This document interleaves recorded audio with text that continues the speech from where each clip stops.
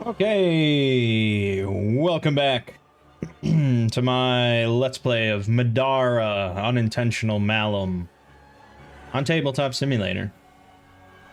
I have eaten, I have burped, and now I'm ready to get back to some monster slaughtering. I think we'll clear the first encounter in this video. I'm confident. I'm pretty confident. Okay, so yes, we spawned some more of these cave sickles, and Remy just went, she slaughtered one in one go, but now it's their turn, and she is going to be the primary target. So we'll just have to deal with that.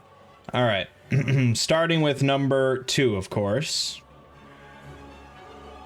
So it is going to, it doesn't have to move because she is adjacent.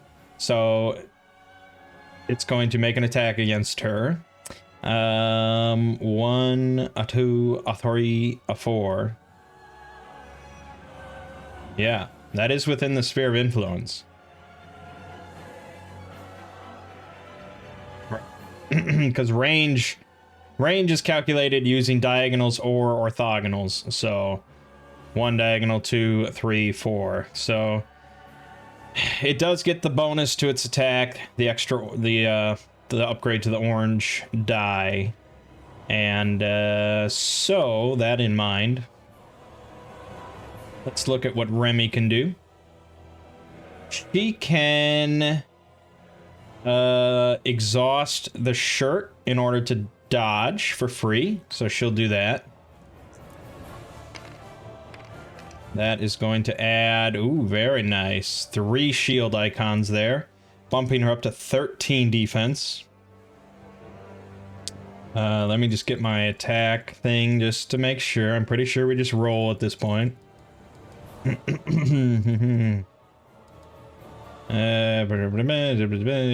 okay. So we're rolling this. 13 is the number to beat. That is a big miss. So that was a successful dodge. And look at this. If you successfully dodge the attack, counter. Ho ho! Well, how exciting.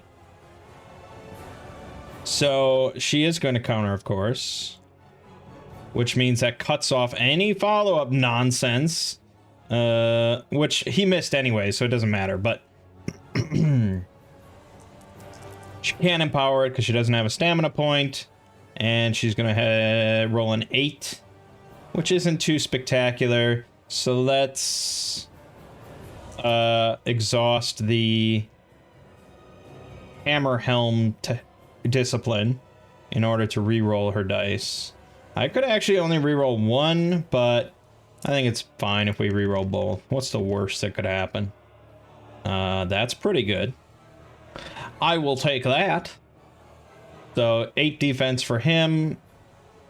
That puts us 3 over. And we're gonna add 4. We're gonna add 4. So that's 7 damage. I do believe, sir, you are dead.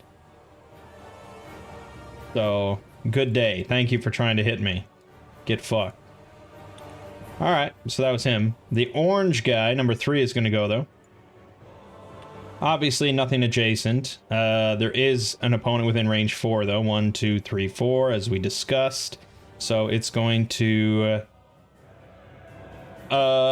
make the 4 attack. She can't dodge because she's already exhausted the shirt. She has no stamina. There's no option here. She's just got to take it. It's going to be 2 white dice, though. And that is going to be a miss, I believe. A 7, and she's got a 10. Big miss. So, yep, that's all there is to say. She can't counter, obviously, because she has a melee weapon. But he also can't move.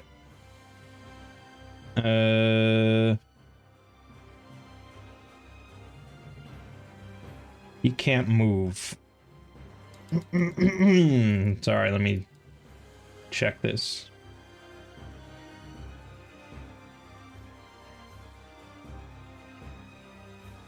Uh...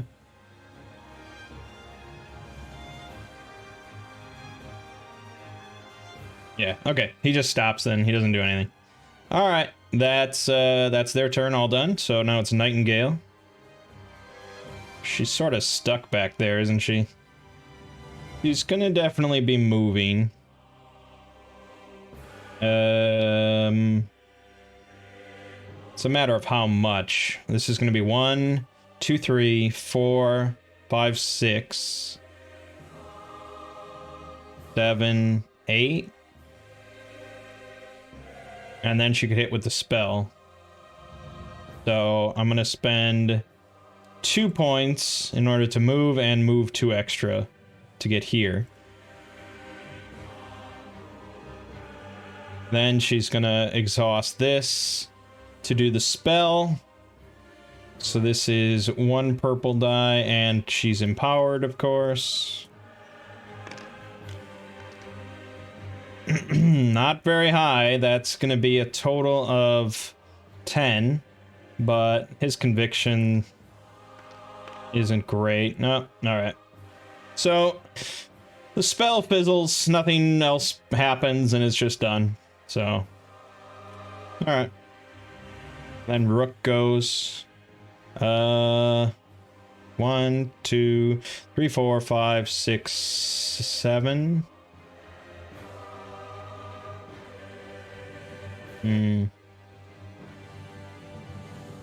No. Just do the 1 move. So 1, 2, 3, 4, 5, 6. We'll end there. Alright. That's all she wrote for that. I could throw knives, but I don't know. I don't think you get these back. Maybe I'm wrong. If they refresh every encounter, those are crazy good. So I don't think that's the case, and I'm gonna hold on to it.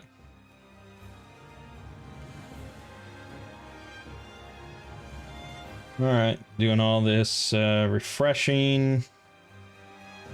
Blah. Alrighty.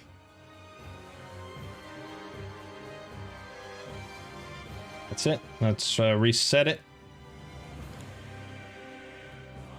Alright, Nightingale going first again. She could jump. If she moved here and then jumped that way, that would be 1, 2, 3, 4, 5. And she'd get added Rook's strength. She's got a 5 agility. She only needs a 10. She literally cannot fail. So I don't think I even have to roll.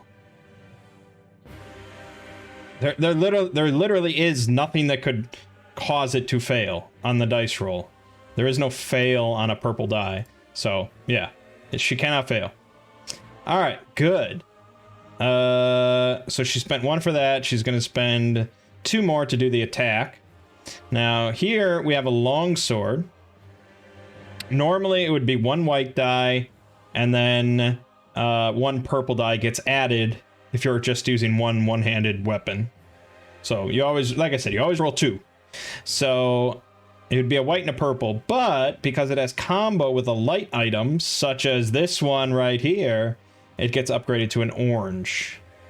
So this is going to be an orange and a purple, and she gets to use this, so it's empowered automatically.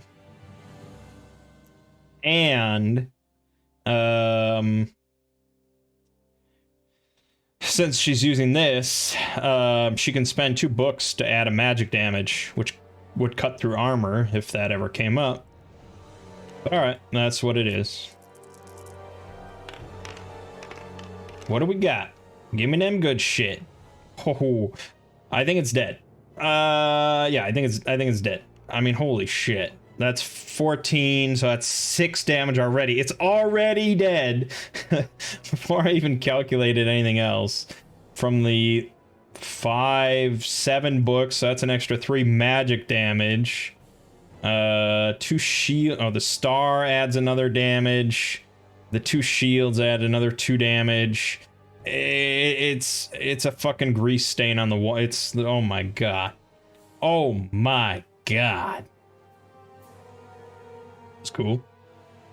She got thrown over the pit by this massive man, leaped in with her magic-powered longsword, and just sliced it in half.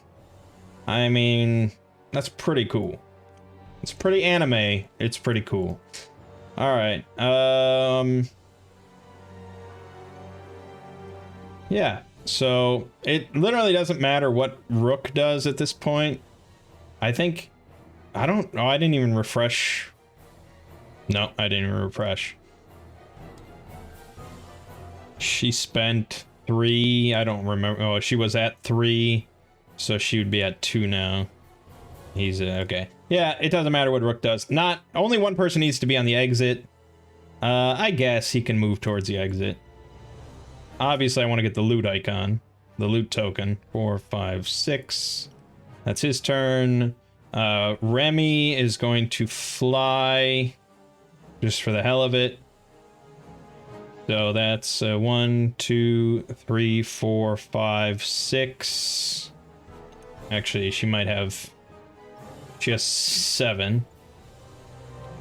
Okay, and then she can spend her last one to interact with the loot token, so we get to hover over that text. You find a pile of treasure. Gain 2 random consumables. In addition, finding this box will look good when getting graded. Gain 2 bonus points. Alright. I feel like I probably should have kept track how many rounds I've done. Shit.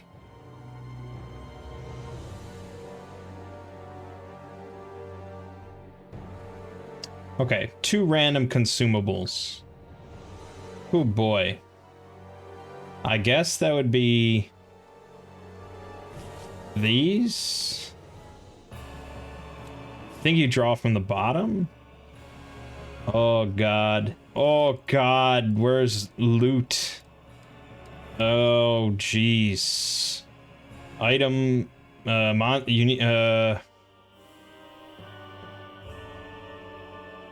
oh shit, when an opponent is defeated for any reason, adventurers draw the top card on the combatant loot deck.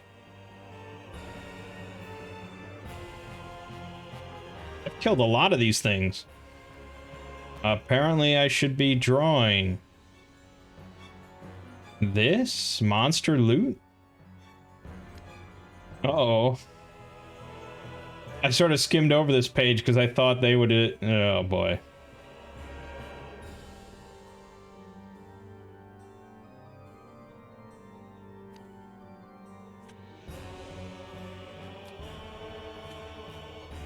This can't be it. This can't be it.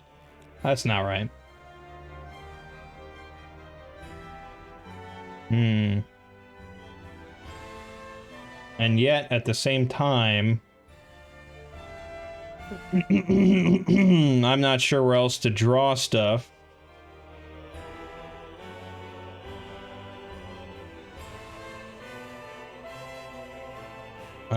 Shit. Combatant loot deck.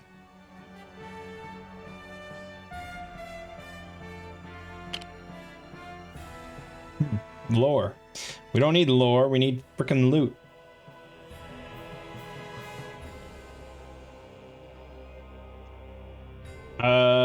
Just give me a sec, I'm gonna pause. Alright. Everything has been made clear. What I was looking for was up here in this little section. Yes. So, when you start an encounter, you look at this thing, the level of the encounter. So, this one's mundane. I think we're going to be on mundane for a while. And so then you go up here to this thing, and you click the mundane button, and that will make the mundane combatant loot deck. Based on, let me swing back for you, all the way back here, this random page. Combatant loot deck setup. So for level mundane, you have 3 4 gold one, 4, 5 gold one, 5, 6 gold one, 5, 7, 5, 8, 5, 9. You have 1 item loot card, 1 monster loot card, and 1 unique loot card. That all gets shuffled up. So by and large, what you're getting every time you kill something is gold, obviously. I mean, that's 27 out of 30 cards is gold. It just depends on the quantity. But there is a chance to get some other nice little stuff in there. Then, whenever you kill something, you draw one of these cards, and it gets added to this list. And then you get that much gold. You get the gold no matter whether you win or lose, actually. You get the gold. So that's what we're doing there. This blue loot, though, is 2 random consumables. So for that, we go over to this, which is just our mundane... This is like the shop or something. This is like all the mundane items in the game. So what we do there, mundane consumables, we're going to drop from the bottom and get 2 random ones. So... yeah, I mean, I already basically have those.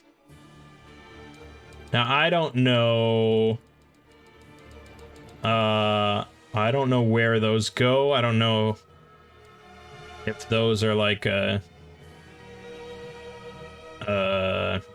it wouldn't be, no, it wouldn't be on this page. Hold on. Let's go to page 18, 19.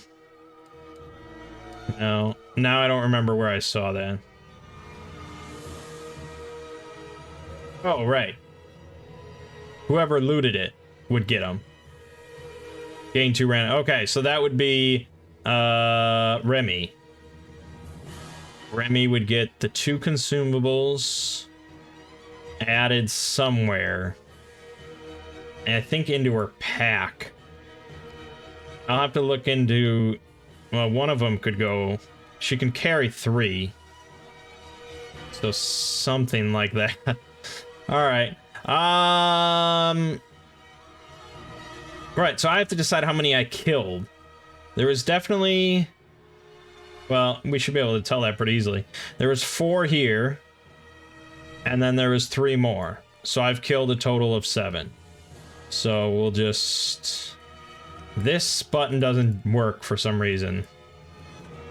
So... one more. There you go. Plenty of gold.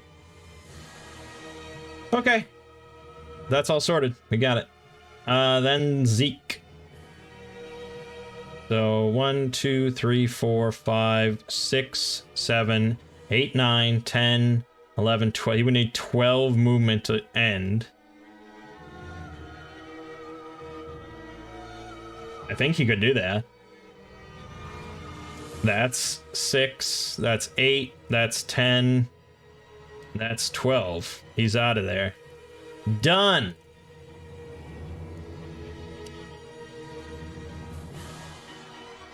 Now, how many rounds it took? That's a good question.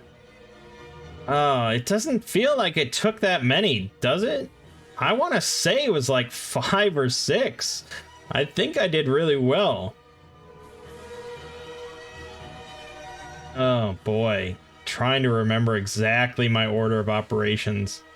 Rook took 2 turns to move the boulder. 2 rounds to do the boulder. I don't think he did. I want to say it's been 5 rounds. Maybe I'm way off base. I'll play it a little safer than that, and we'll say 6. I really don't think it was more than that. So 10 points for that. I got 2 points for this, the loot. So we're at 12. No one died, and then I killed 7 cave sickles for 14 more. So that's 26 points. I think that's a pretty good score. Almost as good as you could get, actually. Yeah. Keep track of the score using the notes section on the adventure sheet. All right, let's open up that adventure sheet. There it is. Notes. Score 26. Alrighty. Okay, so we got this. We can restore adventurers. Right. Now that is something I'm gonna have to look up again. Because that I skimmed over. All the upgrade stuff. Yep. Yep. Yep. Right. Oh, boy.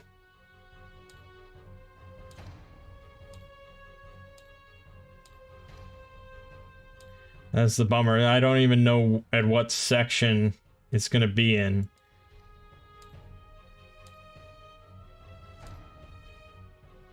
Oh, I forgot about flanking. There are flanking rules. If you're on the opposite side of a monster from an ally, you gain +1 to your attack roll.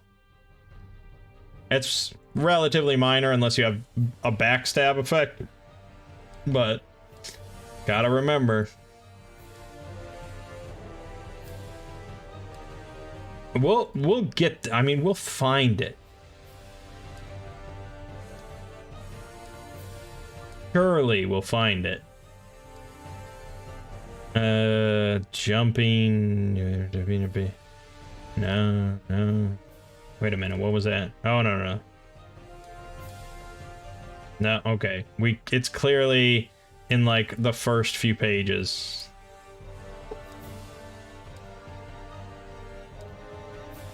Restoring adventure, okay. Restoring adventure represents downtime where the adventurers can rest. So all damage is removed. So yeah, sometimes you don't get to restore. In fact, let me look as if we lost. Oh no, if we lost, we got to restore as well. So sometimes you don't get to restore. You don't get to heal to full. Usually restoring is the only way during an adventure that players will unflip cards and heal naturally. So yeah, being able to restore is good. Alright, we took very little damage. Yeah, we took a total of 6 damage. Beast mode. Unexhaust and unflip all cards. I didn't flip anything, because I don't think I could. I don't know if I get rid of these heal tokens or not.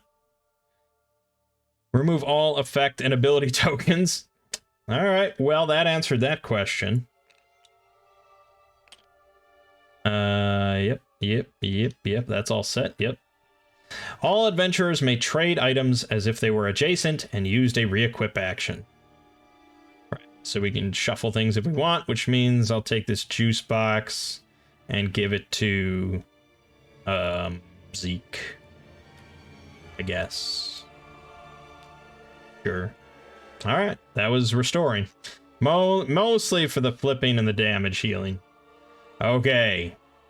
We also click this button, use this after an encounter when adventurers do restore. I don't know if this adds this gold to my counter. I assume not. So let me just count this up. 4, 8, 12, 25, 39. Yeah. Then I click restore. And that's that. So if you don't click restore, your loot deck gets thinner and thinner. Until eventually, you know, you run out of things to loot. Restoring resets the whole thing, which also means that if you don't restore, you have a higher chance of drawing like the actual like loot cards to get like unique items and stuff. So it's kind of good. I guess that's sort of the balance. But all right. We're good to continue then. We are going to continue to wrong way. Rook knocked on the thick stone slab with the butt of his weapon. It reverberated like a drum, but didn't budge. No way we're getting through that. Nightingale glared at it. Did we take a wrong turn? She glanced over her shoulder where Zeke and Remy watched. Seems that way. Rook lowered his weapon. Remember, this whole thing is coordinated. Hundreds of candidates are going through the same test. The monsters aren't wild. They have to release them for us in each area or we'll have nothing to fight. The twists and turns are just another part of the mast. Looks like they can seal up passages with these big stone panels. Zeke dug around in one of his pockets, coming up with a cigarette. Translation, we're too awesome for this test. They want us to slow down so they can spend time on the teams that suck. Looks like it. Rook gestured back down the way they'd come. I think I saw a good place to camp back there. At least we aren't failing, Remy said. I'd rather be ahead of the curve than behind it. Alright. Basically, there's no difference if we succeeded or failed. Except our score. If we all died, we would have lost 20 points. Which is I mean, that's like a failing grade. Alright, setting up camp. This looks like a good spot. Remy tried to sound enthusiastic. The cavern they had chosen to spend the night in had a ceiling at least 20 feet up. Damp stalactites glittered in the light of their glowstones, occasionally dripping water. Even so, the floor was dry and flat enough to serve their needs. I like it. Rook gestured ahead with one meaty hand. Only one other way out. Should be easy to keep watch. Nightingale hurried past Remy into the cavern. Wouldn't it be sweet if we were the first team ever to finish the mast in one day? Zeke stopped right in the middle of the cave, sloughing off his heavy pack. It dropped with a dull thud at his feet. But we won't. It's going to get harder. We need a rest if we want to finish this with all our limbs. Remy needed no further encouragement to drop her pack. She closed her eyes, letting her massive wings stretch and flex. It felt fantastic, at least until she felt them smack something. Ow! Zeke yelped. Sorry, Remy blushed, retreating a little. I didn't mean to. Nah, it's nothing, Zeke shrugged, wiping a feather off his cheek. It's better than being slapped by Knight's tail. I haven't done that in ages. Nightingale glared at him. I'll start the fire. I can help. Rook set his bag down at his feet, fishing around for a few seconds before pulling out flint and steel. I'd like to do it, Nightingale said with excitement as she took the tools from Rook. The mast is supposed to prepare us for whatever Middara can throw at us. That means no shortcuts. Rook reached into his bag, withdrawing a bundle of sticks and a box of tinder. No shortcuts? He asked, holding them out for her. Fine, she said, taking the sticks. Remy frowned, thinking of what she could do. The other members of the team all seemed to know one another already, but they barely knew her name. I could set up the tents. Sure. Zeke was the last to separate, weapon in hand. I'll scout the cave for traps, just in case. Alright, skill check. Make a perception 10 check with Zeke. If he passes, check out the loot, otherwise cozy fire. Alright, perception 10 with Zeke. He's got a high perception of 6, 2 purple dice. The odds of him failing are pretty slim, but it's just a roll of dice. There we go, success. I think you're likely to succeed on this one. Zeke walked the perimeter of the cave, scraping along the rock with his sword. Where the gloom concealed, he used his weapon to check for danger. There was no way to guess what the proctors might try to throw at them. Giant rats set loose into the camp while they slept, pipes to flood the cave. Whatever the Institute had planned, Zeke would be ready. He didn't find any secret passages, hidden traps, or insidious ways to torment them in their sleep. As he neared the end of the search, he struck a section of rough wall that thumped strangely when he hit it. Hey guys, I think there's something here, he called before dropping onto his knees and feeling around. After a few seconds, a little lever gave way under his touch. A facade retracted from the wall, revealing a tightly wrapped bundle. He kicked at it, sending it rolling out of the opening and onto the floor in front of him without exploding, shooting acid or sending spikes at him through the floor. He grinned, lifting the bundle of burlap and holding it up for the rest of his team to see. Hey everybody, I found a care package. Nice work, Rook called, not rising from his work around their makeshift fire pit. They must have hidden some supplies like this for the groups who actually pay attention. Alright, we gain 4 random mundane consumables. 1, 2, 3, 4. So we got 2 more juice boxes, an energy potion, and a smoke bomb. Oh yeah, break attacks. That never came up. No, that never came up. Break attacks are basically opportunity attacks from D&D. But it's actually harsher. Basically, if you do any move if you do any movement whatsoever while adjacent to an enemy, it gets a free attack on you. So, yeah, it's pretty harsh. I guess let's give her the smoke bomb. We'll give him another energy drink. She can take one of those. Sure. Alright. Continue to cozy fire. There's a lot of text in this game, dude. Holy shit. Now, there is like a Cliff Notes version. If you go here, it'll just tell you to, like, check out the loot. Walking the perimetate, I think they mean perimeter, of the cave. Zeke's vigilance pays off, and he finds a tightly wrapped bundle of burlap containing rewards left by the proctors for clever students to find. Yeah. So, you could just read these Spark Notes. And I think I probably should, otherwise this will take far too long. So, alright. Over a campfire, Nightingale expresses that she is sick of her obligations as a cooped-up princess, and shares her intense desire to be an adventurer and see the world. After graduation, she dreams to join the Demiurge, an illustrious and elite group of soldiers. Her close friend Khufu is even already part of the Demiurge. Zeke doesn't know what he wants to do after graduation, but knows that he'd prefer to preserve his immortal, unaging life rather than throw it away by being an adventurer. Rook wants to be able to support his parents on their small farm, and thinks that both Nightingale and Zeke take their own privileges for granted. Remy is hesitant to talk about her past, and only listens. The next morning, the party is awoken by the splashing of water. They realize they aren't alone. Okay.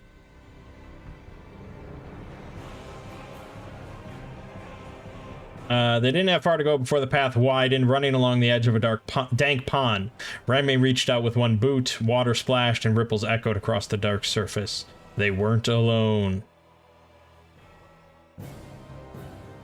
Alright, so they're not on Earth. They're in Middara. They're on Middara as another planet, and they're trying to become citizens by passing this test. And Zeke, for some reason, is immortal? I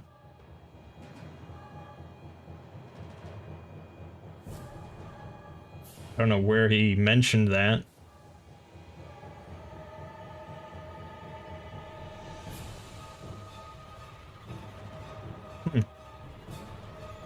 Okay. Alright, Mast, day 2. A small pond stands between you and a ferocious Gevaudan. Wow, that's a name. Your sudden approach must have drawn its attention, and the creature now growls in your direction.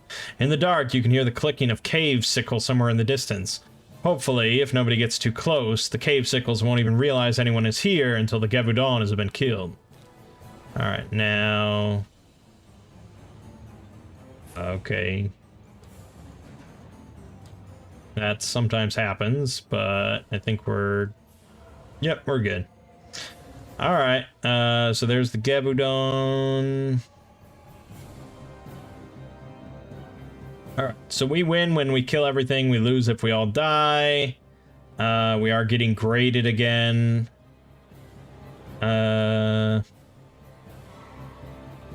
It's not based on rounds this time, though. It's just based on...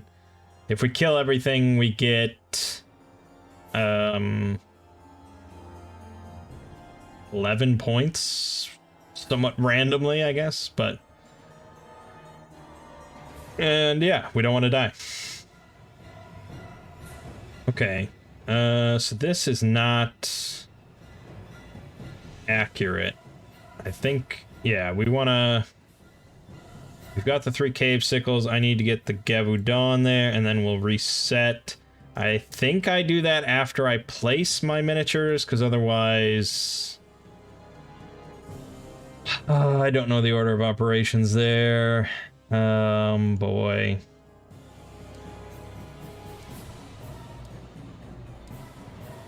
And for some reason, this book got laggier as we went.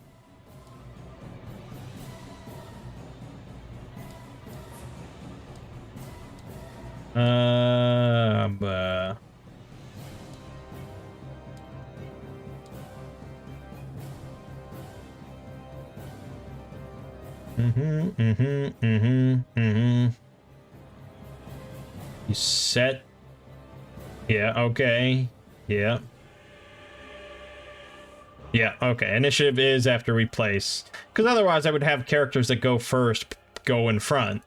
But we just have to guess and hope for the best. So we'll put the men up front. That's what I do. Alright. And now we hit reset. Alright, well... Yeah, Rick went last. Okay.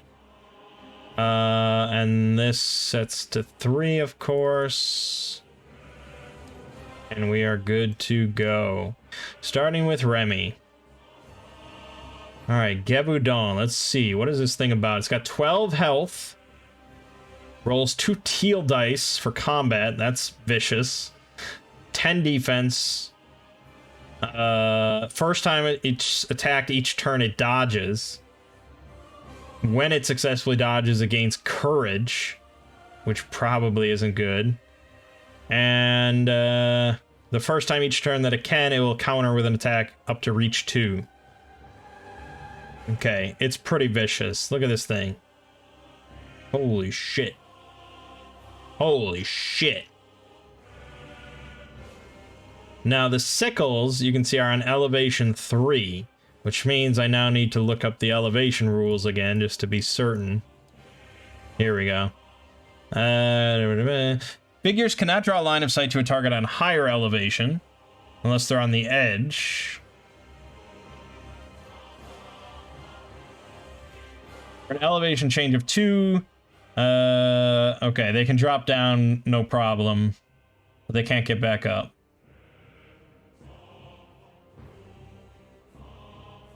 Okay.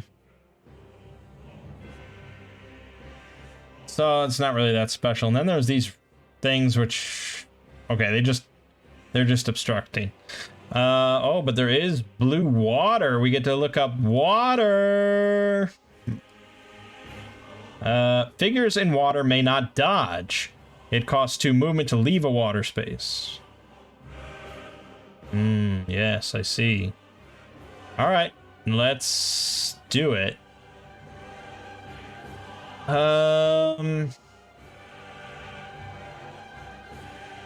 We want the Gevaudan to come to us, I guess. He's got 6 movement.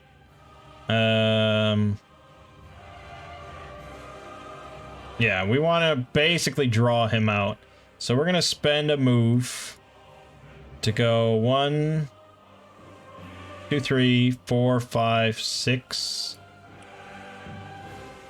And we need to be within range of this. Otherwise, he won't move at all. So it costs 2 movement to leave water. So he's got to do that twice. 1, 2, 3, 4, 5, 6. We basically need to be like here in order to for him to move. But once he's there, then we can just wail on him. And hopefully we can kill him then before the sickles even get over here. Also, no, they won't even move. That's right. That's really interesting. If none of these are true, they won't even move. So if we steer clear of this area, they will leave us alone, which is interesting. All right. So that's Remy's turn. She's not doing anything else. So Zeke is going to go, and I think Zeke will be the one that sets this up.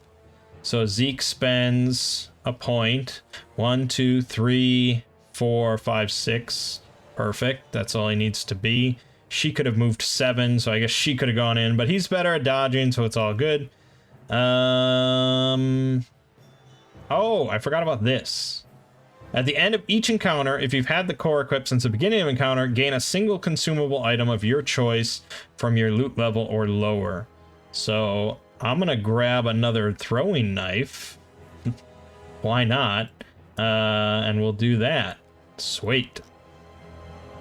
Okay. Nightingale. She can move 7 spaces. 1, 2, 3, 4, 5. Yeah, fine. Okay. Yeah. Yeah. Okay.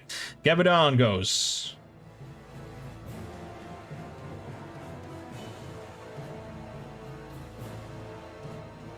All right. So it's moving 6 spaces. 1, 2, 3, 4, 5, 6. And now it has reach 2. Then it's making attack within reach 2.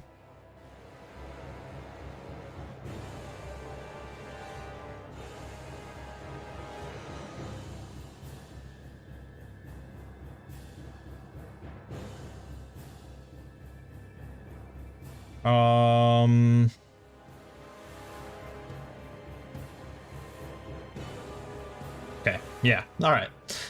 So, let's see here. Again, Zeke. He's gonna dodge, because why wouldn't he?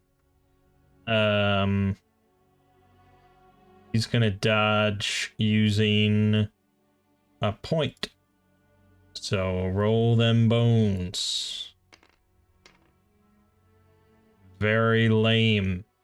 I'm gonna re-roll using his special ability. Better, let's keep that. Okay, he gets to roll this. That is an 11 versus his defense of 13. Perfect. So that is a total miss. I could counter if I so chose.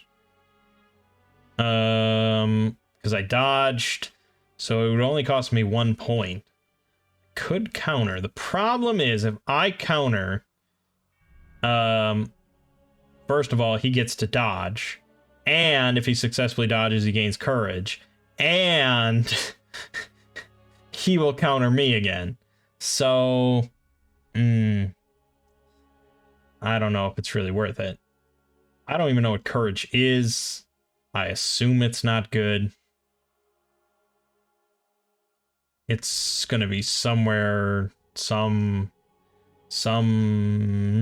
it is. When making an attack, gain star, shield, and book. Discard if you miss. Wow.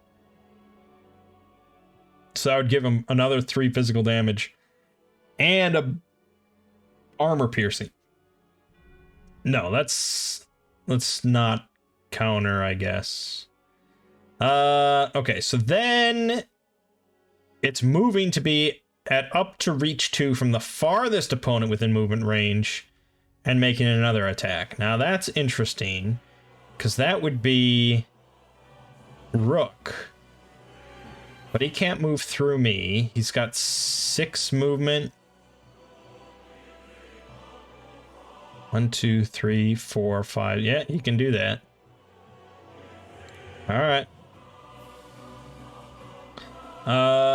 Will Rook dodge? No. Because he's gonna need his SP, I guess. Yeah, it's fine. You can take it. Yeah, I have the cuirass if necessary. That's gonna be an 11 versus his 10. So that is a success. That's 1 damage. Oh boy. 3, 5 damage he's doing. 5 damage to Rook. I will accept that. Okay. That's it. Cave sickles don't do shit. They don't do shit. 1, 2, 3, 4. Yeah, it's basically like in this range. You can ignore it. Alright, so then it's Rook's turn. He's just gonna move in. Oh no, you can't do, see, you can't do that. Break attacks. It's not D&D like opportunity attacks. That's when you leave an enemy's threat range. That's the only time that happens. This, if I went here and then moved here, that would be a break attack. Even though I'm still adjacent. He only gets one per turn, so then I could keep moving, but it doesn't really benefit me. So I'm gonna move there, and then we're gonna make an attack. I can't empower it, so it doesn't matter. Oh, I can. I'm gonna exhaust it. Alright, so that's 2 white dice and a black die. Now, let me roll this. He does get to dodge, I am aware. Alright, that is 11. Ooh, that's really not great. And this fucking black die is useless. So, he gets this. If he gets any shields... He didn't. Alright. So I did 1. 1 damage plus 2. I did 3 damage. That's all she wrote. He has no armor, thank goodness. 1, 2, 3. Alright, good. So he didn't successfully dodge, but he is going to counter.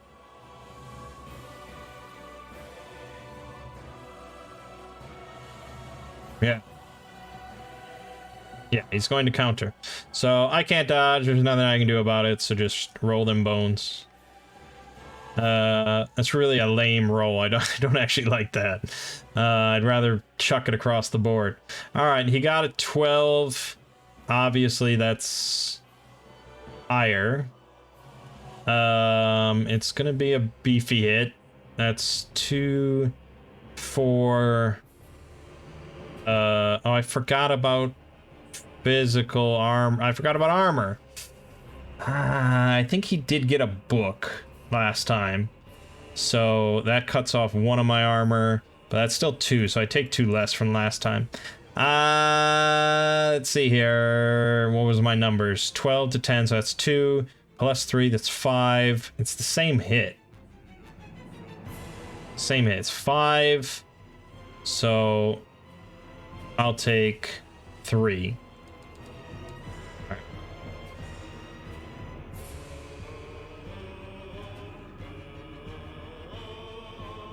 Fine. All right. Done. Done and done. So this comes back. He's at 3. He's at 5. He's at 4. She is at 5. Alright. Now let's hope we get a good track here. Good. Gevudon's going last. Remy.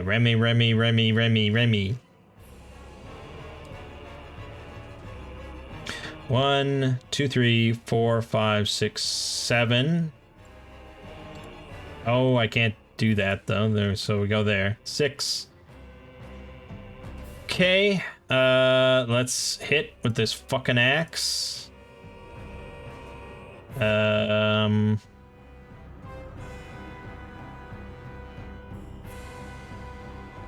I empower it? No. Not empowering. And he rolls his dodge. I got a 12. He got a nothing. Good. So that's a 2 straight off the bat. 2 damage. Do I even get any books? I got a couple books. Let's exhaust that. So that means everything adds 1 damage. So that's 8.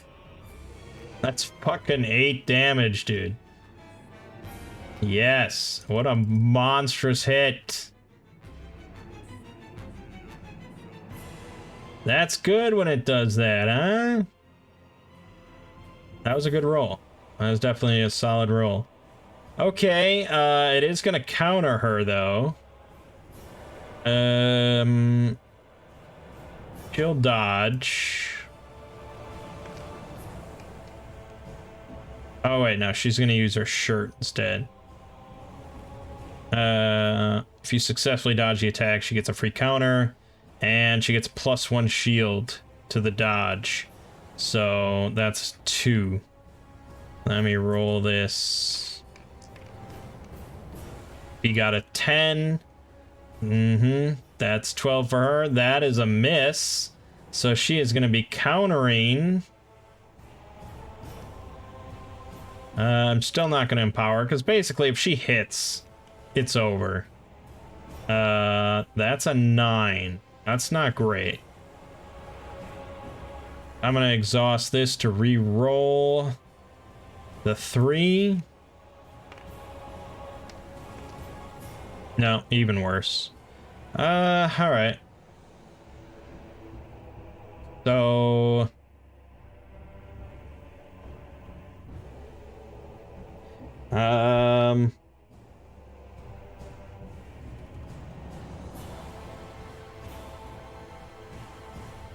Okay. So, trying to keep track. So she attacked. He tried to dodge. He failed. I hit him hard. He then countered. I dodged and countered. And now I missed. So now it's just done. Now it's just over. So now Zeke comes in. Zeke will spend the point to move. 1, 2, 3, 4, 5, 6. Does he have... I don't think he has 7. No. So he'll spend another point to get there. And then he's gonna do his blade works to do the double attack. Or to just do an attack. This thing is not getting to dodge.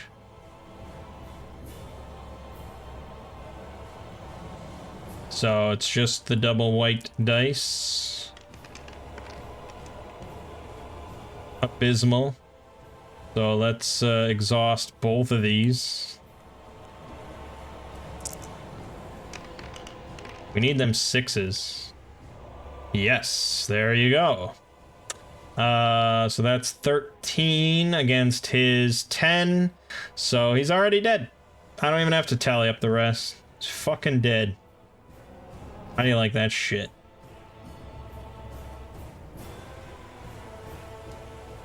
Alright, so I get a mundane card. 8 more gold. And, that's it. Oh, I actually should have gotten a +1 attack for flanking. I forgot about that, even though it mentioned right here. Figures may never dodge on water, blah, blah, blah. Yeah, so I guess in a perfect world, we did fight him in the water, and we're standing here on the edge. But all in all, I think we did okay. Alright, that's the end of Zeke's turn. So then we've got the Cave Sickles, who do nothing. And let me double check my math here. Oh, maybe they could. Yeah, I thought... Yeah, I misread. I think they can hit him. 1, 2, 3, 4, 5, 6. 1, 2, 3. Yeah, yep. 1, 2, 3, 4, 5, 6. 1, 2, 3. Yes, he can definitely hit him now. All right, make an attack. Sphere of influence. 1, 2, 3. 1, 2, 3. Yeah, he's within the sphere of influence of 2. So he's actually rolling 2 orange dice for this shit.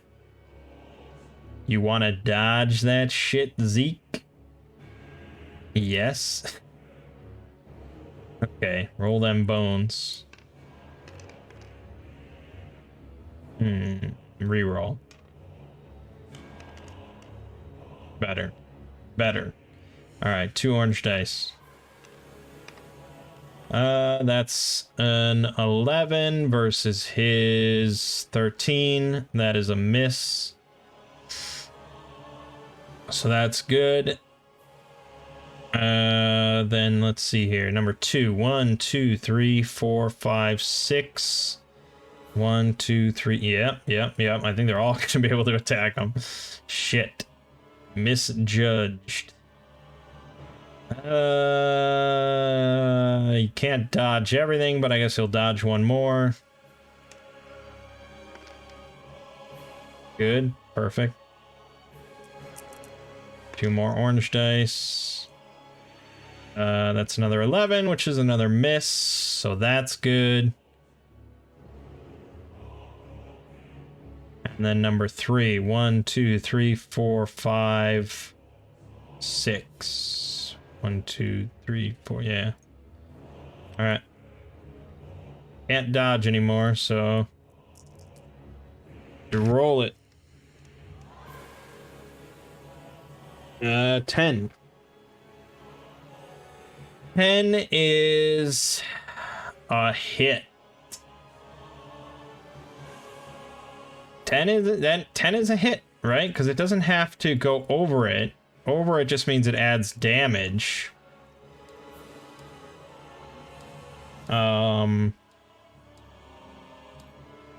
So it hit, it just has to get damage from symbols, not from...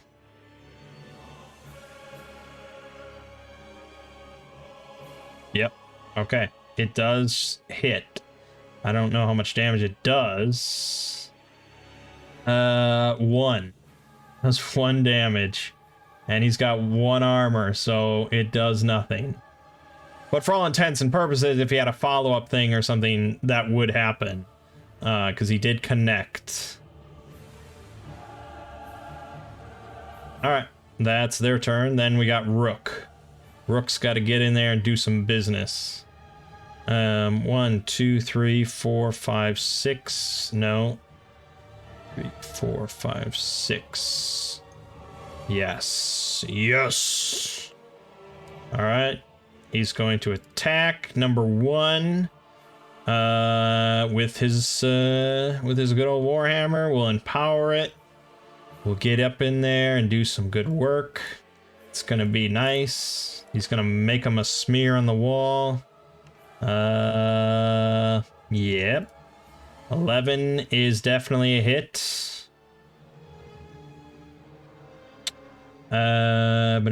So that's 3 from that. So it's 4. 4 plus, so 8. Yep, 8. Dead.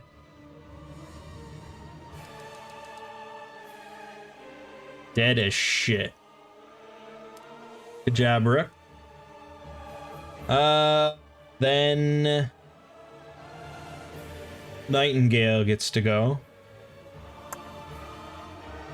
She's got that badass sword if she can get into range. She does have a lot of SP. She hasn't done anything, so she should be fine. 1, 2, 3, 4, 5, 6, 7, 8, 9, 10, 11. And she's got 7 move, so she just has to spend 3 points. Just spend 3 points to get in there, and then spend 2 more to do a badass attack. So this is a white and an orange die.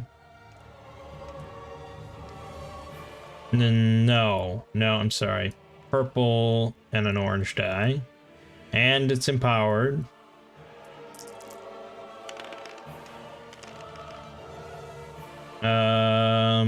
Well, it is a hit. Like I said, it is a hit. Not a great one. Geez. So the books add 2 magic damage, and that's it. 2 magic damage. But she can cast a spell. This does not require anything. She could do this every turn if she wanted, if she had a target. So let's do that. This is, hold on, it's empowered. Nice. So that is a 15. Maybe he can match. No, okay. So it definitely hits. I'll take the 2 damage to do total of 4 and kill it. Alrighty, sweet. Gebedon doesn't do shit because it's dead. We do some resetting here. Resetting here. Some resetting here. Wish you could just push a button. That's getting real lazy, isn't it? Alright. Reset. I don't know why I put the Gebedon back in there. He doesn't go. Alright, Nightingale. Nightingale can just... There's not even a loot token here. So spending 1 to move, 2 to attack. She's doing the same thing. Orange and purple and black.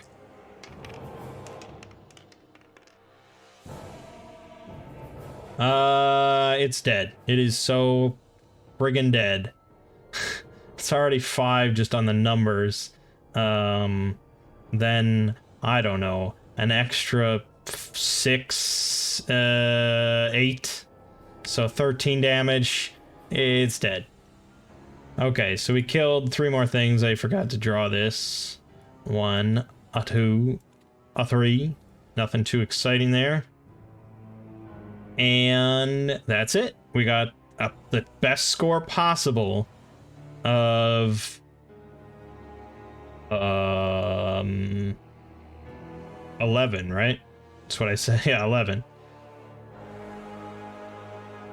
Okay, let me note that.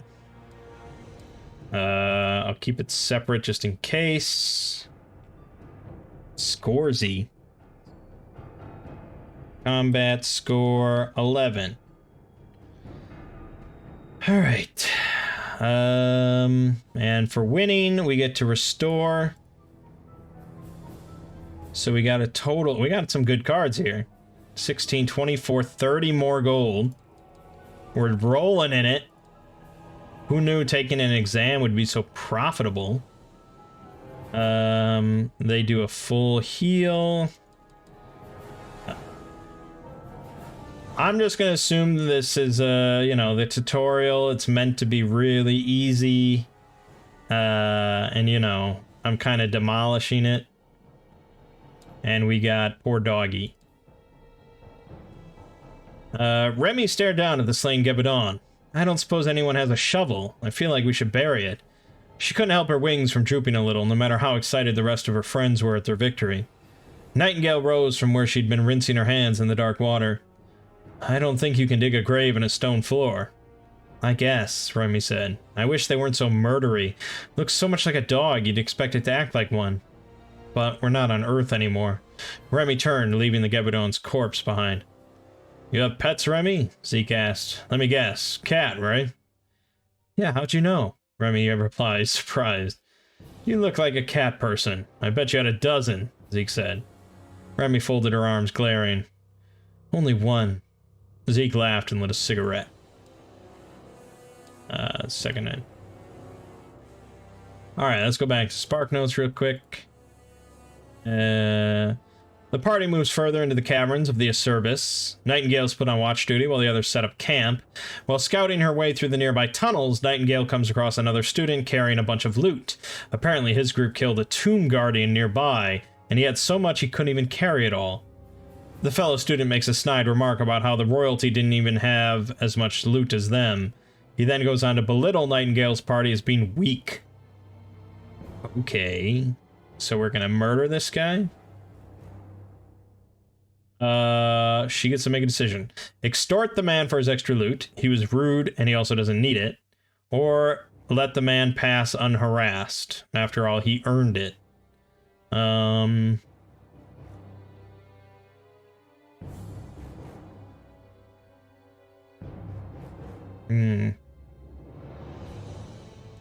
I think I have actually enough loot.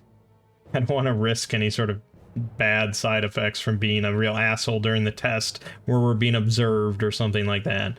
So let's just do step aside. Alright.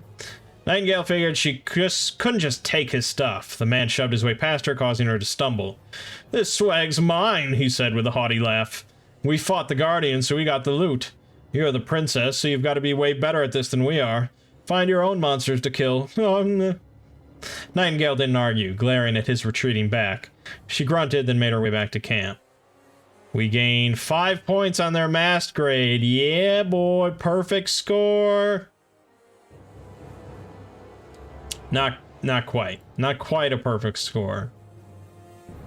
Because I penalized myself, even though I might not have even needed to. If we go back and watch the footage. Alright, sleep tight. Look at all this text. Look at that, it's crazy. Can you imagine sitting down at a table with your friends and just reading this out loud? Or listening to someone else read it?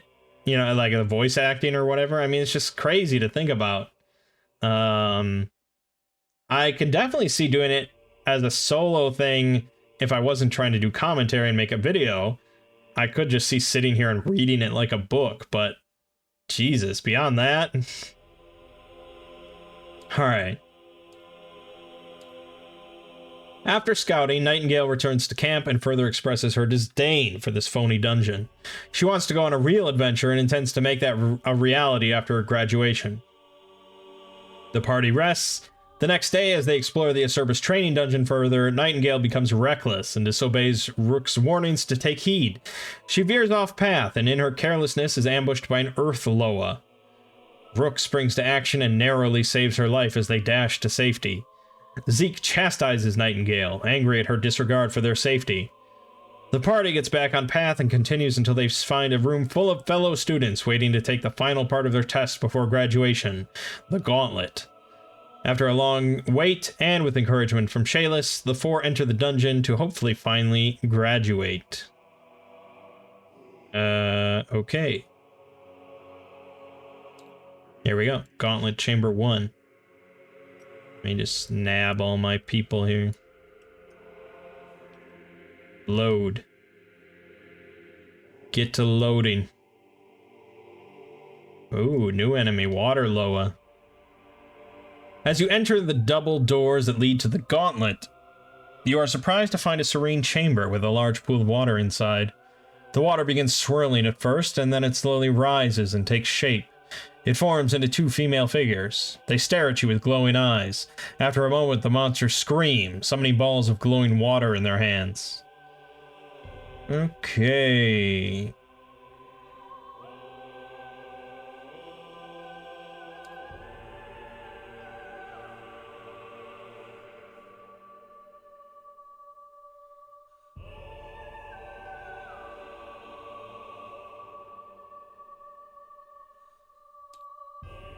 All right. Yeah, okay.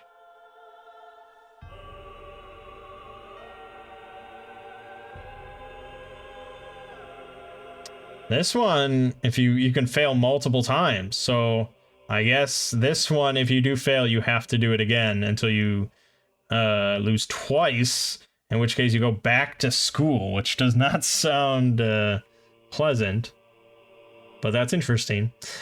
Okay, I mean, it all seems pretty fine, except for these water loas. They've got 12 health.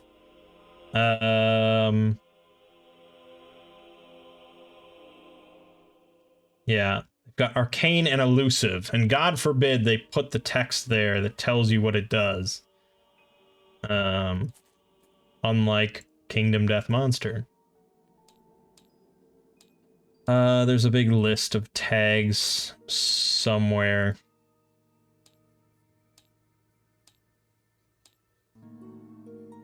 Elusive. When making voluntary movement, a figure with elusive will never provoke break attacks. Okay. And arcane, basically you don't get to use any symbols, which means they're hard to really put damage on. When the water low affects an opponent with a spell or hits an opponent with an attack, place a water token on the space the target occupies. Oh, and then you can't dodge, and you have to spend more movement to get out. Interesting.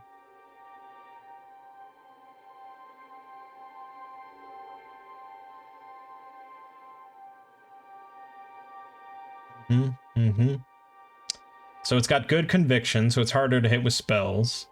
It has a follow-up, but if it ever rolls a star thing where it gets to heal itself.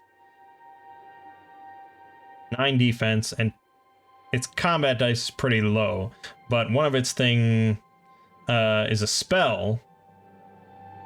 Does magic damage equal to 2 plus the difference rolled on failed conviction check. So that could do a lot of damage to you. If your conviction roll sucks ass and you roll like a 4 or something, it could easily do 10 damage to you. Alright. And those two are the only enemies on the board, so... Water, Loa 1. Why... What? Are they... Oh, they are a group. Yeah, okay. Okay. And we're starting up there. Again, I mean, it's just a horse apiece on who goes first or not. So just get in there. And set to 3. We are good to go. Good to go. Oh, now this is interesting. We don't actually win from killing them. We get points for doing it, but we win when we end on the exit tile. I mean, of course, I am going to kill them because let's be honest. But there is a blue totem here for when we draw a line of sight from it. Which would be... Oh, yes. Basically, this tile or this tile. These 3. If we go over there, we'll trigger this. I imagine it's just going to spawn more enemies. So, you know. Alright, Zeke going first. Of course, I put him in the back this time. That's how it works. So we're gonna move... Now, he could exhaust that to move a space diagonally. 1, 2, 3, 4, 5, 6. I guess. I mean, it's like... I suppose he's got to get in there at some point. So, he'll go here.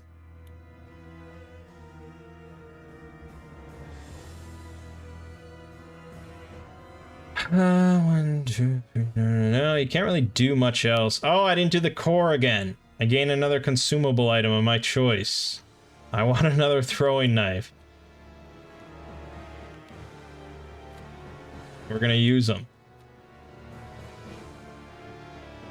But not right now. His turn's over. Nightingale gets to go. She is also in the back of the bus. She doesn't have much luck. 1, 2, 3, 4, 5, 6, 7. She can't hit him with the spell. She can't do shit. Her turn's over. Waterloas get to go, starting with number uno, this one. Yeah. Okay. They can never choose to leave water. Interesting. So we have to be up in their grill no matter what. Is there a figure within a no? Is there more than one to know? Is there an opponent within... no. Can it move and attack an opponent within range 6? Yes. Well, it doesn't even have to move, actually. 1, 2, 3, 4, 5, 6. 1, 2, 3, 4, 5, 6. Either one, but it'll be Zeke, because he went first. Oh, no, lowest total armor value. That is... Nightingale by a hair. So it is Nightingale. Okay, she'll dodge, because that's a fun thing to do. I could have used the shirt, actually. Let's pretend I was smarter.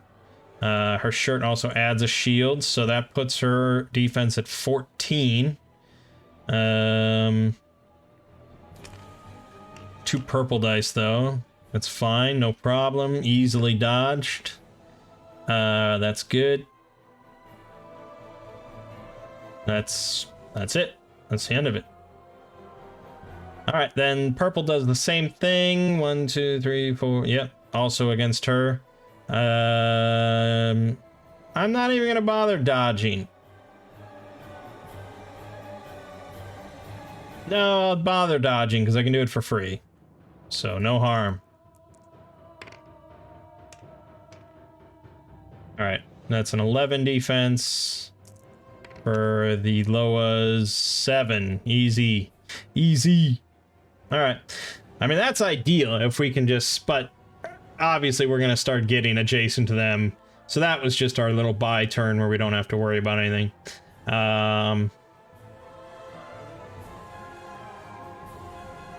Okay. Remy can fly, but it's expensive, so I don't think I will. We're just going to move. 1, 2, 3, 4, 5, 6 is as far as I can go.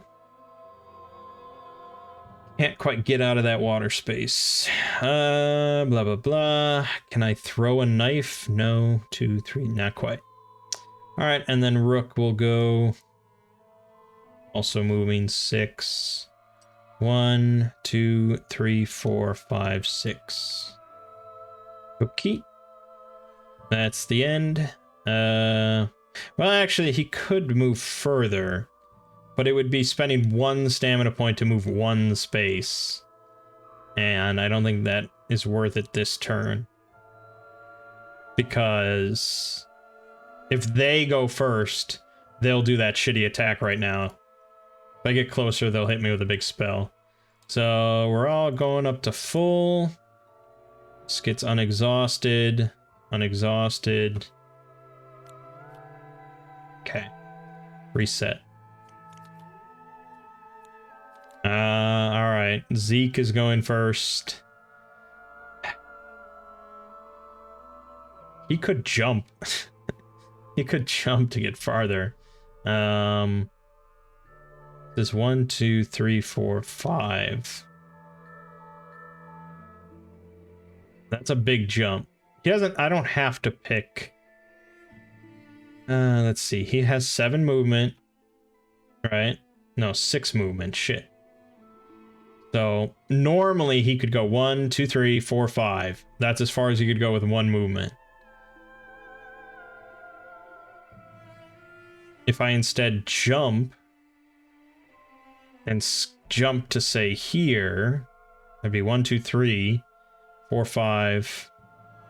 No, I would have to jump to here. 1, 2, 3, 4, 5, 6. Oh, no, I can go here. So, alright, if I jump...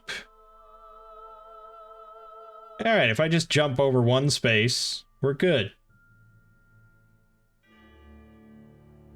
Okay, that's easy done. 10. Her strength is 4, his agility is 4. I can't fail. It's impossible for me to fail. So you know the drill. We're ending here with 1 point used. Huzzah. Let me pause real quick. Okay. Alright, good. Had to post, you know, a video for my job, but now we can get back to, fun stuff. Okay. Zeke moved. That happened. It's done. Now he will butcher. He can actually do 3 attacks in a row this turn. So, yeah, I'm feeling confident. Let's make it happen. We'll start with Blade Works. For the free hit, this is going to be 2 white dice, of course. Let's just see here. So we don't get to use any...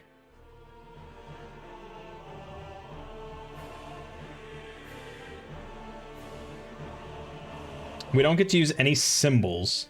So basically this is entirely based on the numbers. Whatever numbers we roll, that's what we got.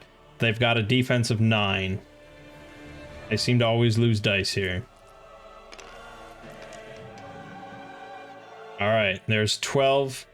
That's it. I mean, there's... There's nothing else we can do. Although, throwing knives are going to do really nicely.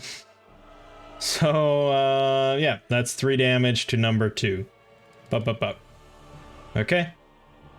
That's it. It doesn't have any sort of countering abilities. It doesn't have any dodge things. That's it. So, okay. Let's do another one. We could empower, but it's pointless. Empowering does not add numbers. It only adds symbols. I'm gonna reroll the 4. No matter what, we're not gonna do a whole lot of damage here. 12, so that's another 3. Good. Let's finish it off with one more.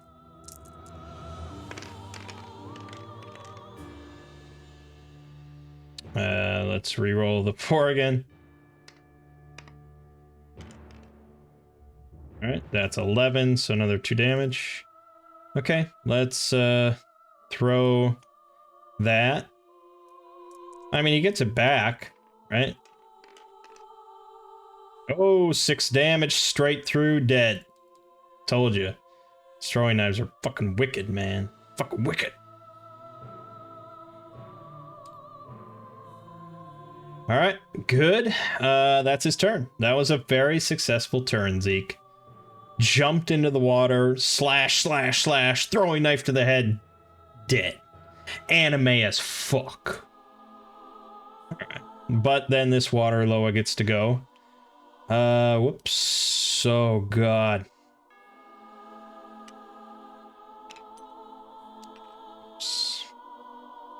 Okay. It's not adjacent. He's not adjacent, but he is within sphere of influence. So we're gonna be doing this spell. It's a spell 6. There's no dodging or anything like that. It just gets to roll this. Okay, so it ended up rolling a 10. I imagine I'm gonna take damage, but I don't think it'll be that much. This is a white and a purple. 9. So 10 minus 9 is 1, so I take 1 damage. Cutting through armor because it's magic. Okay. That's it. Oh, 2 plus the difference. My bad. That would be 3. Okay, that's all it's got though. It doesn't move out of the way or anything like that. So Rook. Rook could also jump. He's got a 0 agility. I don't think he's jumping anywhere. So how many? 1, 2, 3, 4, 5, 6, 7, 8, 9, 10 it would take. 10 to get there, which is just enough. Perfect. So he'll go there, and he'll spend the last 2 to do an attack. There's no point in empowering, so this is just 2 white dice.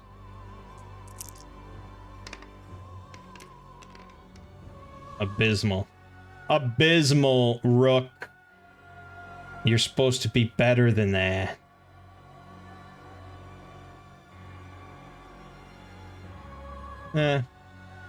Yeah. Okay. That's his turn. Not a whole lot to say about it. Alright, Remy. Remy can fly, so that's helpful. 1, 2, 3, 4, 5, 6, 7. Let's go with that. Let's get her in there. So that was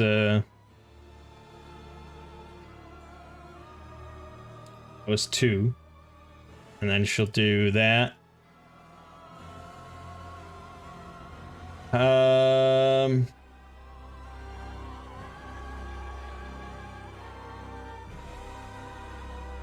Yeah, alright. She can reroll the dice, which is nice, and she gains 1 physical damage by default. So... Alright, there's hope here. Let's reroll this. Okay, great. So that's 10 compared to 9, plus 1 is 2 damage.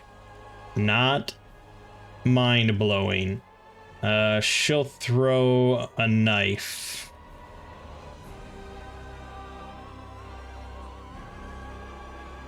No, maybe she won't. I don't even know if it's necessary, really. I think we're stomping it pretty good, and it's not like there's a round judgment happening. So, let's leave it. She did exhaust that. I don't think it matters too much. Okay. Then Nightingale gets to go. She is not going to jump. She could.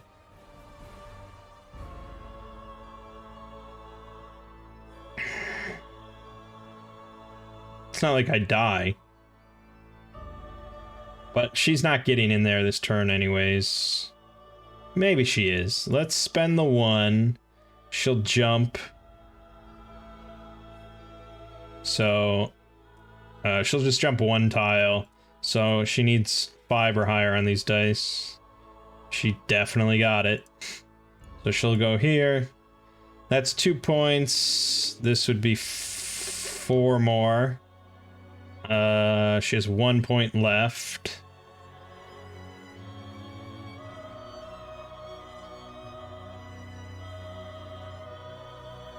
She'll stay there, I think. And she'll just fire off a spell.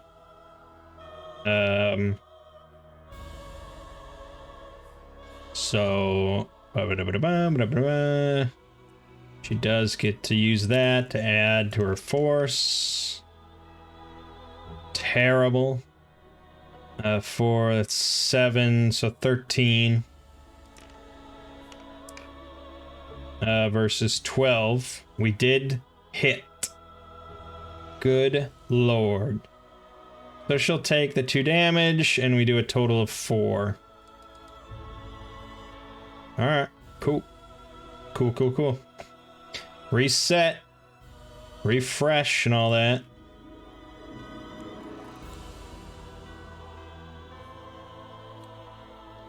Boop.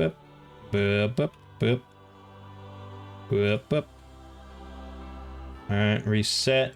We could kill her before she even does anything. Yeah, I think that's likely. Alright, Remy coming in.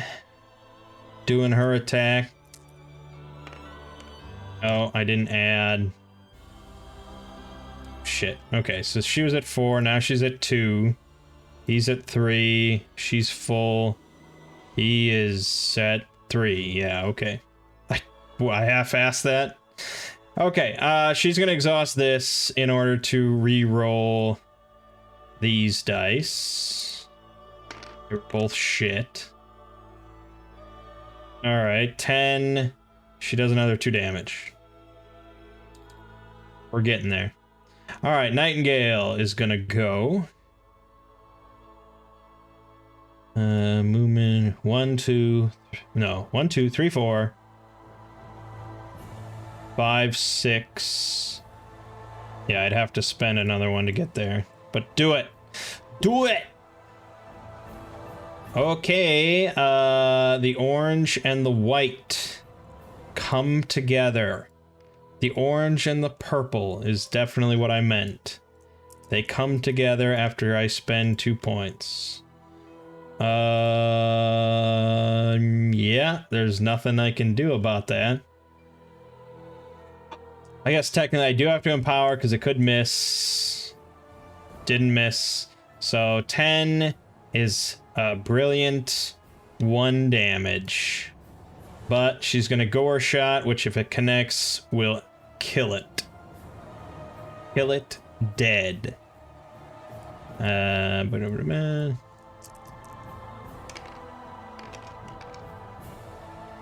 Hey. The odds are pretty good on that. 13 And this is an 11. It's a connect. Take 2 damage. And call me in the morning. Alright. Beautiful. That's that. Now we gotta go to the exit, but of course we want to explore the rest of the location. So Zeke will go 1, 2, 3, 4, 5. Done. Maybe there was a faster way to do that. Okay, then Rook.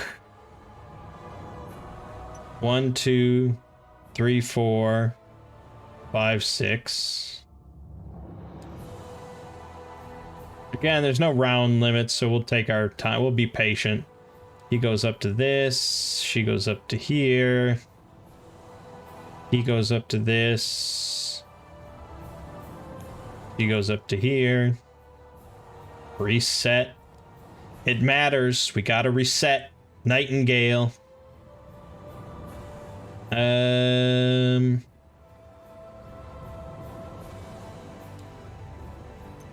2, 3, 4, 5, 6.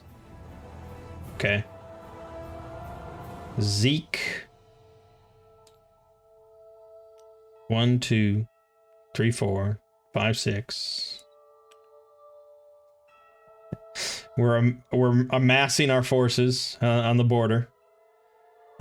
Remy can just fly, I guess. 1, 2, 3, 4, 5, 6, 7. Line of sight has been made. Let's read this totem. There's apparently loot somewhere, so. As you peek around the corner, you see a chest. Place the blue loot token on the west side of this totem. Unfortunately, your joy is cut short as you hear clicking and chattering from the far side of the cave. Spawn 2 cave sickles on any unoccupied space on the east side of tile UM15.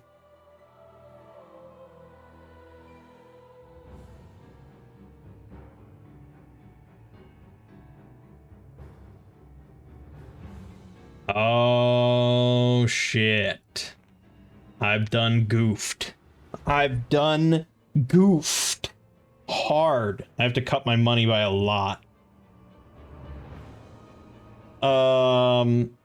Cave sickles are a swarm. So you only get 1 loot card for killing all 3 of them. Or however many the number is. Yep, swarm. Why would they tell you that now? Why would they remind you of that now after you've killed like 47 cave sickles? Alright, I'm gonna cut down to like 25. I think that's reasonable. And then I did kill 2 Loas, so I get 1 for each of those. And that's that. Okay. Loot token on the side. On the west side, yep. 2 cave sickles. Any unoccupied space on the east side of UM15.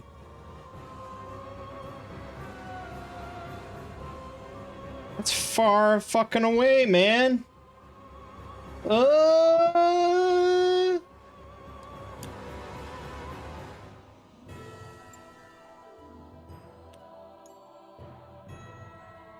right, great. Cave. Who did that? That was Remy. That it really matters, but there you go. Okay, so she moved 7 spaces.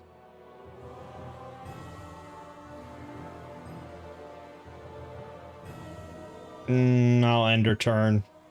Whatever. Cave sickles, pretty sure. Well, maybe they could get in range. Move 6, range 4.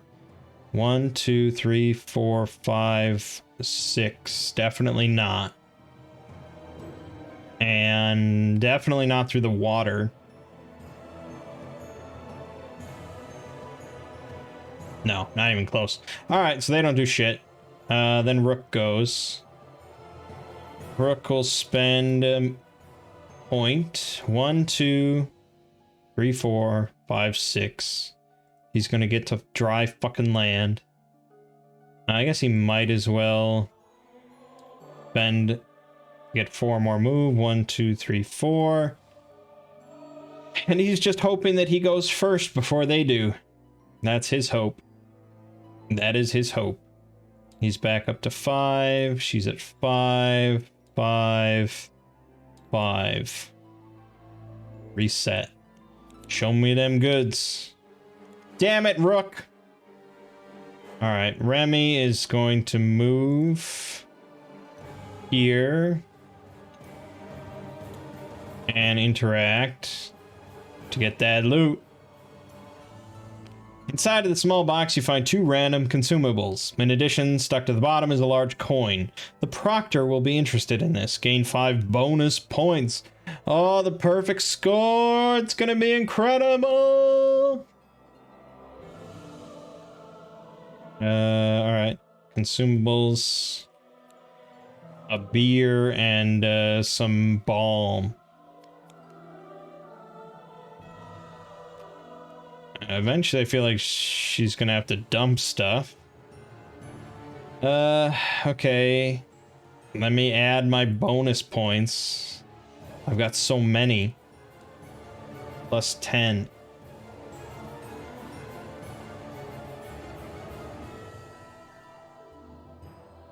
Okay. That was her turn. Nightingale. Yeah. 1, 2, 3, 4, 5, 6. No, maybe. No, I don't know. I don't know. 1, 2, 3, 4, 5, 6, 7, 8, 9, 10. I spend 3 points. I can actually end here.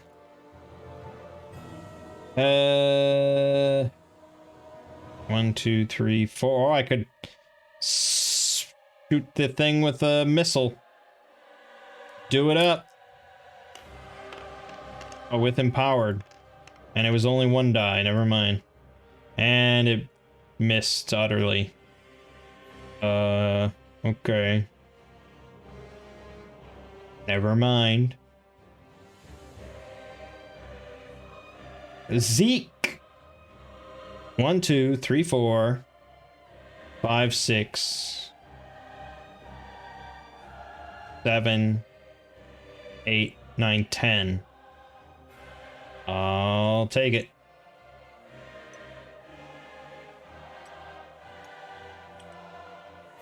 I think that was right. Okay, then they go. Let's see here. Is there an opponent within range 4? For 1, there is. 1, 2, 3, 4. So the number 1's gonna shoot at her. I'm not gonna dodge. I don't care. I'm invincible. I'm a god. I'm a god. Alright, so that's a miss. Then it's going to be moving to be adjacent with the opponent with the most damage. Does anyone have damage? Oh, Zeke. It's Zeke. Nightingale has it, but he won't make it through the water. He won't make it at Zeke either. Oh, no, he will. Yeah, 6 movement. Boom. Done. Then make an attack. Possibly inflicting poison. I'm gonna dodge. I'll spend a point to dodge. Watch this dodge roll. Oh, 4. 4 shields. Yeah, that's a miss. Big miss. No follow-up. Go screw yourself. He doesn't have a free counter, which kind of sucks, but... okay, so that's that turn. Then number 3. 1, 2, 3. Oh, there also is the... Yeah. Okay. Roll it. Against Nightingale. 12. That is definitely a hit. No doubt about it. Okay, so it's 2 damage. Plus 3 is 5. 5 damage. Okay, I mean, she's fine. Well, we're fine. We're fine. Unless we don't restore, then that would kind of suck. Then maybe I wouldn't be so stupid. Then gonna move here to attack Zeke. Sure, Zeke will dodge again. I'll show you how badass I can be. Nope, didn't get that. And he rolled a 9, so he also missed.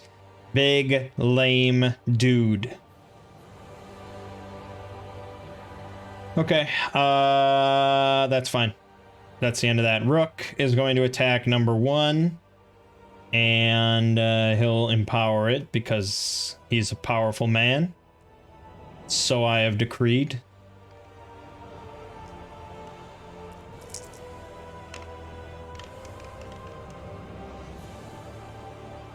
That's not very powerful, man. I mean, it is technically a hit, but not a good one. He doesn't get any rerolls, though, so...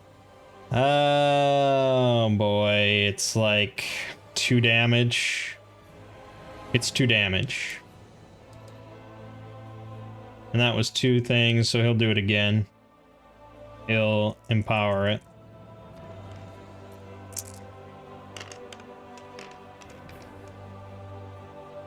Nice. Still a miss, though.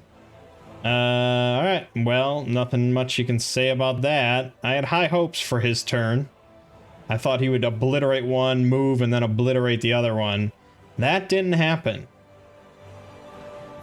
So, screw it.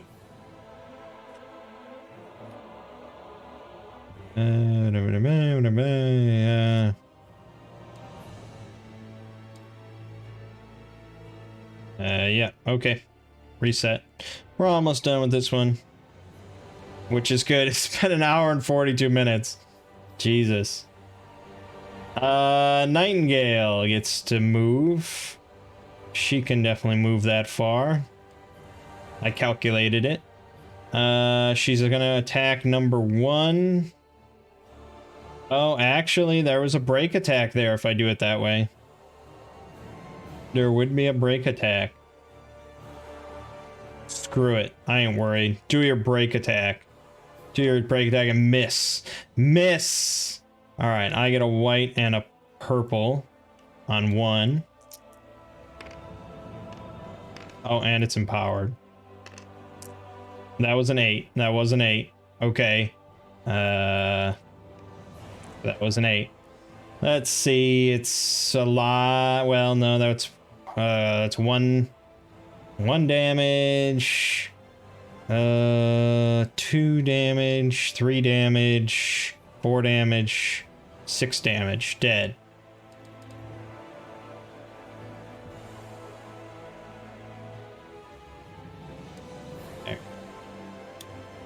Okay, then she'll attack the other one, so that uses up all her shit. But this will be badass when it comes through. Like so. Nope, that is a big miss. She's got no rerolls, so that is it. So it gets to go. Unfortunately, it's going to be attacking Nightingale. She will dodge. She will definitely dodge this one. Or try to. Beautiful. Alright, roll your nonsense. That sounds like a miss to me. Yep. So she's gonna counter with her badass sword magic combo. That's a big 12. Oh, I didn't roll the empower dice. Nice. It's dead. Absolutely. No question about that.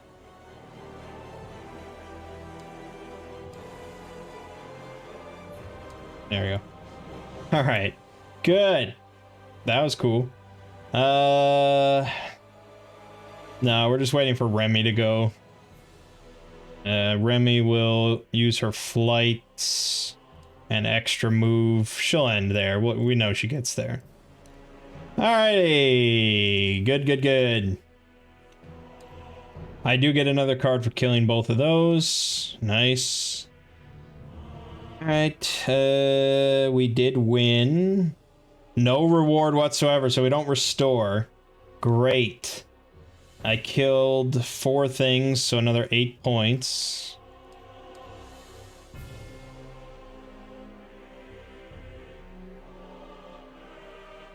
And go to the Gauntlet Chamber 2. It's just going to go into another one. We'll save that. Save that for next time. Yeah. We're doing well, though. We're doing very well. Although the fact that I didn't restore has me a little concerned. I think Rook might actually have to do some healing for once. Which is fine. That's what he likes to do that. Alright, my name is Mangg. This has been Middara Unintentional Malum. And I'll see you fine folks in the next part.